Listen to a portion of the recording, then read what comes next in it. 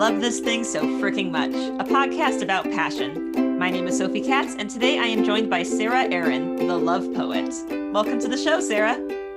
Hi, so excited to be here and talk about some awesome poetry. I'm excited to have you here. So, here is how this works. Sarah will have 3 minutes to talk about something that she loves. This can be a person, place, thing, concept, activity, anything she wants. Our only requirement is that she loves it wholeheartedly and wants to tell us why. Are you ready, Sarah? Yep. All right, got my timer here. Now, what do you love so freaking much?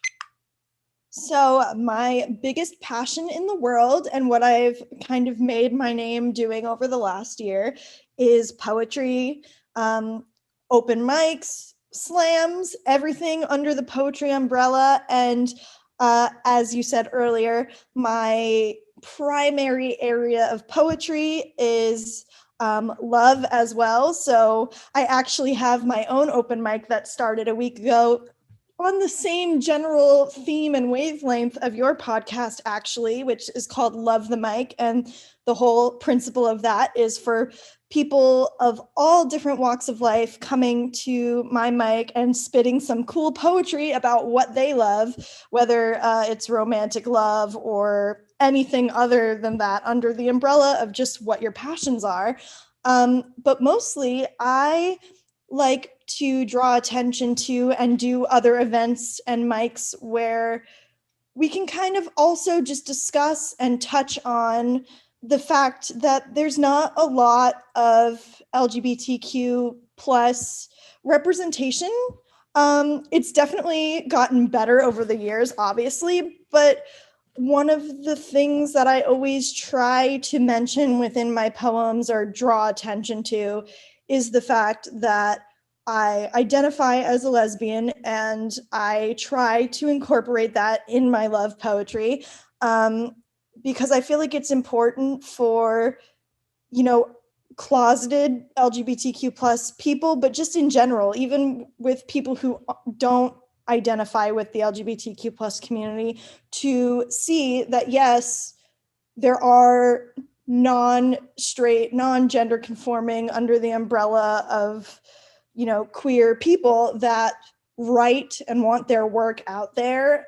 Like I said before, just that it's so important because that kind of representation in any kind of media, you never know how that can help somebody else kind of feel accepted, included, at one with themselves when they listen to that or see that. Especially for me growing up, when I first came out of the closet, I was 14 and I was the only completely out person at my high school, which was very isolating. Obviously, I can recognize that there were probably other closeted people, but I didn't have that representation. So as a result, kind of got bullied for being as open as I was, and I didn't really see that much of it even in, the TV shows that I was watching or the books that I was reading. I craved to see that because for a very long time, even though I knew gay people existed. Go ahead and finish your thought. Thank you. Even though I knew gay people existed, I didn't see that and therefore didn't really feel comfortable in myself for a long time. So I tried to draw attention to that within my poetry. Well, thank you for telling us about your poetry today. Yeah, thank you so much for letting me, share my thoughts on it. As I said, I feel like it's very important to demonstrate that kind of representation, and it's one of my biggest passions too. So I love that those things kind of interact and mesh together. Absolutely. Let's take a couple steps backward in time for a moment. You mentioned you've been using your writing more over the last year. So I'm curious, what happened a year ago that set this off, or if your passion for writing and poetry and representation had its roots further back?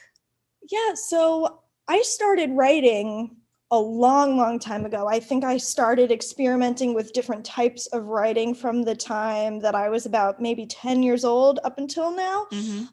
But I didn't really come to terms, not with just my own identity, but with sharing my writing with other people up until the last year. I mean, I shared it with people that I loved and trusted, but in terms of performing and getting my name out there through my writing, I was very, just on some level, insecure about sharing that. I never really felt like I was good enough, sort of, so to speak, to share that. So I didn't. And over the last year with the pandemic, I started to do performances on Zoom because a large part of why I didn't share my writing was because I have terrible stage fright. Hmm. Um, and the Zoom platform over the last year during the pandemic lessened that a lot because I was able to perform in the comfort of my own home. Absolutely. Have your feelings changed a bit over the last year about, as you said, you didn't think your writing was good enough to share? Do you think differently about it now? Yeah, I've definitely felt more secure in my writing, and I do view it as good material and good content, which in previous years I was never able to accept a compliment without deflecting it about my writing. Hmm. Hmm. So yeah, it's definitely been a journey over the last year, but now I can, when somebody gives me a compliment, say thank you instead of saying something along the lines of, "Oh, I'm not that good." So I feel yeah, I feel like over the last year I've definitely grown into my own a little bit. Yeah, I can relate to that urge, and I think a lot of people listening probably can also relate to that urge to just pass off the compliments. Right? Can you tell me more about your own open mic that you just mentioned you're starting? Oh, yes, it's been amazing so far. We've only had one show, and during that show, I experienced some technical difficulties. Ah, So that was a little bit interesting. But I have my own open mic through the platform The Word Is Right, which has its own Facebook page and its own Instagram. But their platform is very inclusive, very open to all different types of writers, all different types of mediums, although they do tend to focus on poetry. I was very fortunate, though, to have multiple conversations with the head of the platform, Marissa Prada.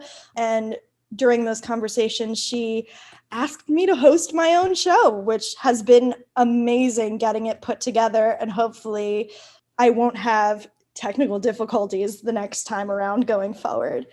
But it's been amazing. that's wonderful. It must have felt incredibly exciting to be asked to host your own show. Oh, absolutely. If you would have asked me a year ago where I would be by now, I would not have believed you. Um, yeah, it's just been such an experience that I never would have thought I would ever get to have. Could you tell me about how you incorporate your identity into your poetry?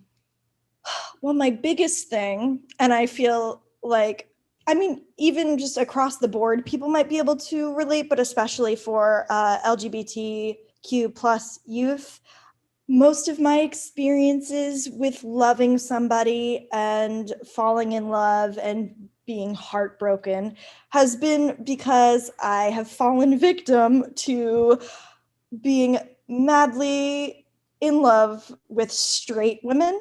Hmm. Um, so a lot of my poetry is very reflective of my experience of unrequited love, really, because the last time I really loved someone, she was and is incredibly straight.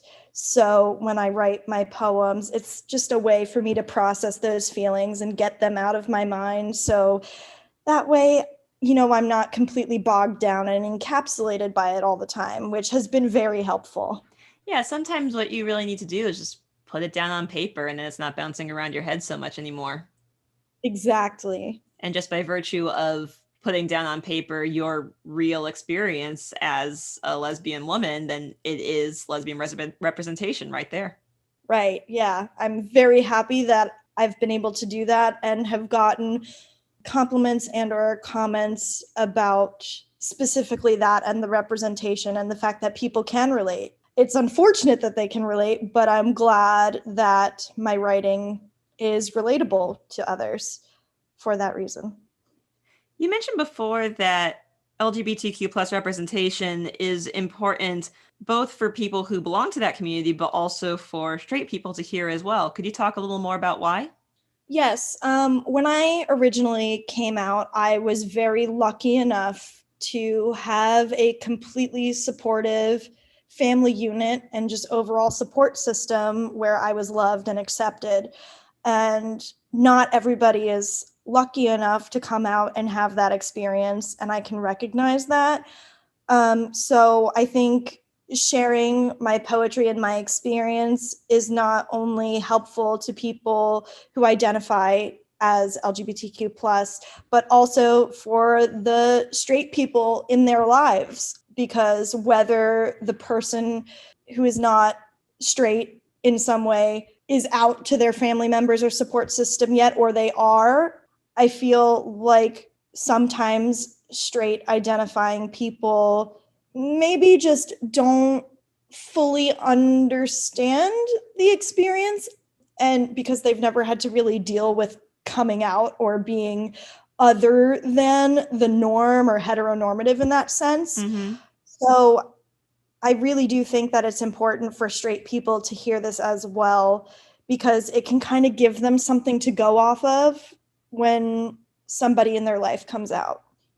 Yeah, hopefully that if they really haven't met anyone from this community before, hopefully this will prepare them, for lack of a better terms. Like, I like to think that there are two things that this kind of representation can do. The one side of it is tell people who can directly relate to it that they're not alone, but the other side of it is telling people who wouldn't expect to be able to relate to it that there are other ways to be human. Exactly. And I really hope it does. I really, really hope it does, because it just makes it so much easier for people who do identify under the umbrella of the community to talk about it and to come out and to not feel, either ashamed or like they shouldn't come out at all. I really hope so. Is there anything that you don't like about writing poetry? And if so, how do you handle that? Oh, I've been sitting on this for a while. I think most writers can relate, whether it's poetry or not, but the massive imposter syndrome. Ooh. And yeah, and just in general, the feeling that, I'm a writer, I write in my spare time, but I'm not good enough to be taken seriously. Those two beliefs I held for a very long time, and especially with imposter syndrome or writer's block. Don't even get me started on writer's block. It's just, those are just, they kind of come along with being a writer, whether it's poetry or not. And I absolutely despise it, but it's like you said, you just kind of have to work through it and keep writing and keep reading. That's really important. The more you read, the more skills you kind of develop. And I found that that's the easiest way for me to deal with that. And also just to talk to other writers and other poets. That's really how I try to process that. That's good advice. I hope it helps somebody else who's a writer. It's certainly helped me. Sarah, thank you so much for telling us about something you love today. Oh, thank you for having me. I could talk about poetry forever. That's the idea. And thank you, our listeners, for tuning in today. If you would like to learn more about our guest Sarah Erin and the poetry she loves, you can find her social media information in the episode description. And don't forget to use the hashtag #LoveThisThingCast to tell us about the things you love. I Love This Thing So Fricking Much is a production of Through the Window Media. This episode was directed and edited by Sophie A. Katz. You can find us at Through the Window on Twitter, Facebook, Instagram, or Tumblr. That is THROU the Window at all those social media sites. Be good to yourself, be kind to each other, and you'll hear from us again soon.